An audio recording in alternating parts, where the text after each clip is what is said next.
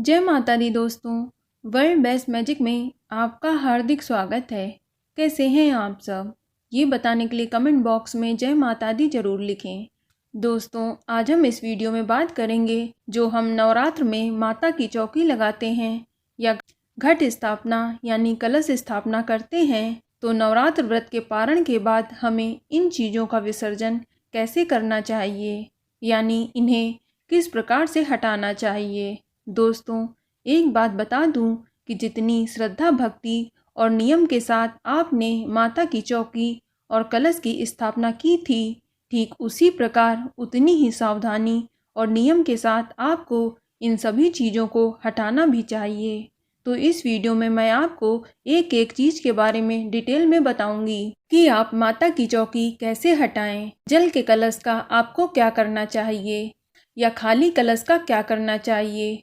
क्योंकि कलश में सभी देवी देवताओं का वास होता है, इसलिए इसे बड़ी ही सावधानी के साथ उठाना चाहिए। या बहुत लोगों का सवाल होता है कि कलश पर रखे नारियल को तोड़ना चाहिए या नहीं, या जो मौली या कलावा कलश में बंधा है उसका क्या करना चाहिए, और चावल, सुपारी, हल्दी, सिक्का या जो भी आपने कलश में डाला है उन सब चीज़ों का क्या करना चाहिए, या जिन लोगों के घर में अखंड ज्योति जल रही है उसको आप कैसे हटाएं, या जवारों को आपको कहाँ विसर्जित करना चाहिए। दोस्तों, इन सभी विषयों के बारे में हम डिटेल में बात करेंगे, लेकिन वीडियो शुरू करने से पहले आपसे रिक्वेस्ट है कि अगर आपने हमारा YouTube channel world best magic subscribe नहीं किया है तो जल्दी से सब्सक्राइब कर लें।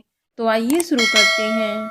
दोस्तों, सबसे पहले हम जानते हैं कि कलश को कैसे उठाएं। तो आपको बता दें कि आप सबसे पहले कलश और माता को प्रणाम करते हुए उनसे आशीर्वाद मांगें कि हे माँ, मैंने आपके नवरात्र के 9 दिन का व्रत पूरी भक्ति और श्रद्धा के साथ किया है। आप हमें अपना आशीर्वाद प्रदान करें और घर में सुख शांति और समृद्धि बनाए रखें। और साथ ही साथ इन 9 दिनों में अगर हमसे कोई भूल चूक हुई हो तो उसकी भी क्षमा अवश्य मांगें। इसके बाद आप एक थाली ले लें, क्योंकि जब भी आप कोई भी चीज़ हटाएंगे उसे आप डायरेक्ट ज़मीन में नहीं रखेंगे। कई लोग जल्दबाजी में कलश हटाते समय फूल, नारियल आदि सब वहीं ज़मीन पर रख देते हैं। तो ध्यान रखें कि आपको ऐसा नहीं करना है। आप एक थाली ले लें और उसमें सबसे पहले कलश का नारियल उठाकर रख दें। फिर चावल की कटोरी हटाएं। अब जो आम के पत्ते हैं उन्हें हटाकर थाली में रख दें। फिर इसके बाद कलश के जल में जो हल्दी, सुपारी, सिक्का आदि डाला है उसे निकाल लें। उसे किसी लाल कपड़े में बांधकर आप अपने धन स्थान पर रख दें। ध्यान रहे दोस्तों, ये जो सिक्का है उसे आपको खर्च नहीं करना है। इसे आप अपने लॉकर में रख दें ताकि आपके घर में सदैव बरकत बनी रहे। अब आपको माता का जयकारा बोलते हुए अपने दोनों हाथों से कलश को उठाना है, या आप देवी के मंत्रों का जाप भी कर सकते हैं। और फिर आपको कलश के जल को आम के पत्ते की सहायता से पूरे घर के सदस्यों पर छिड़कना है और जल को प्रसाद रूप में ग्रहण भी करना है। फिर इसके बाद आप सबसे पहले अपने घर के मुख्य द्वार पर कलश के जल का छिड़काव करते हुए घर के अंदर की ओर आते हुए पूरे घर में उस जल का छिड़काव करें। बस ध्यान रखें कि आप घर के टॉयलेट में कलश के जल का छिड़काव न करें। ऐसा माना जाता है कि कलश के जल में सभी देवी देवताओं का आशीर्वाद होता है।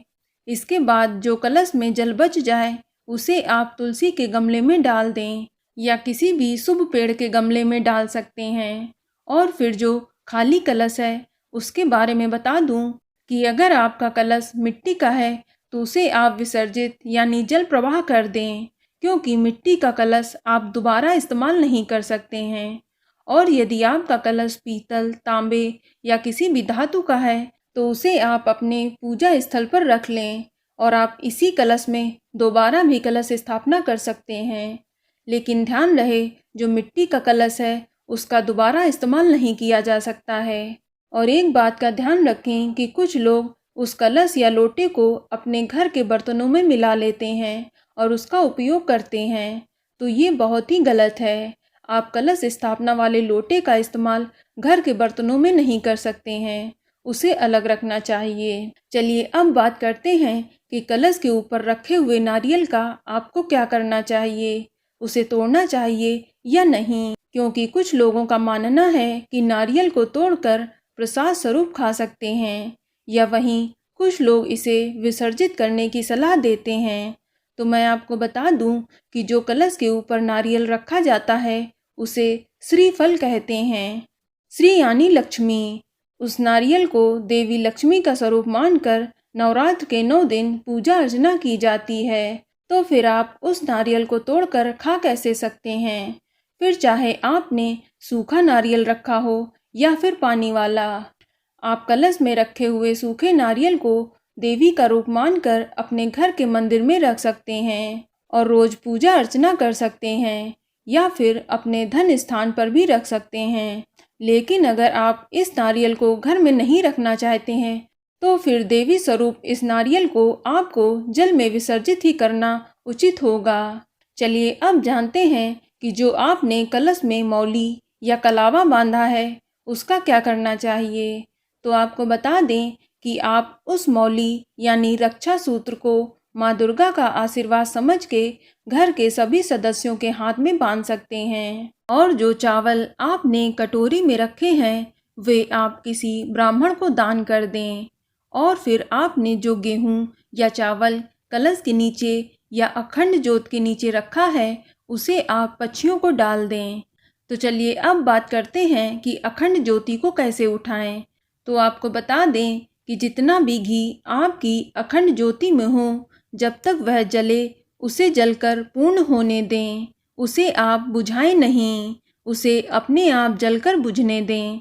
उसके बाद आप अपनी अखंड ज्योति हटाएं और जो ज्योति के नीचे चावल या फूल वगैरह रखे हैं उसे आप विसर्जित कर दें।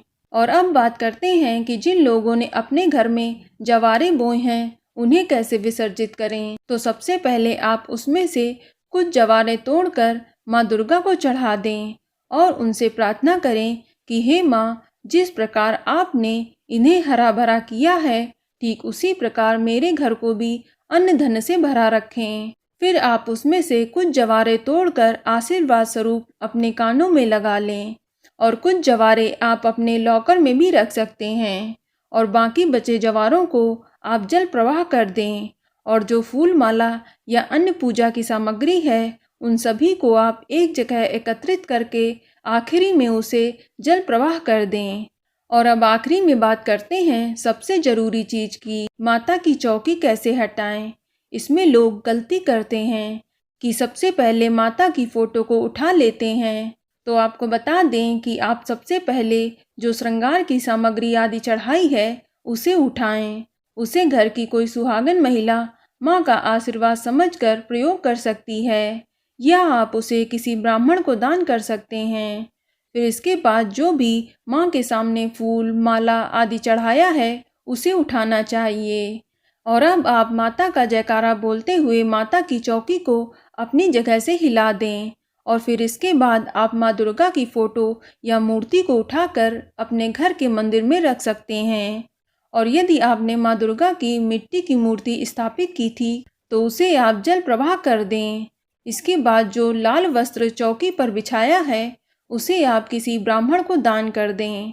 और अब चौकी को उस जगह से उठा लें और अपने घर के मंदिर पर रख दें जहां आप उसे रखते थे।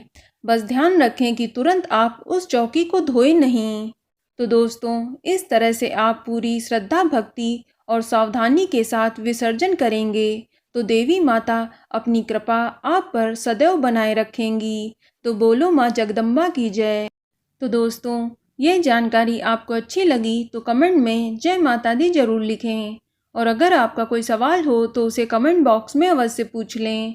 और इस वीडियो को लाइक करें, शेयर करें और साथ ही साथ चैनल को सब्सक्राइब करें। धन्यवाद।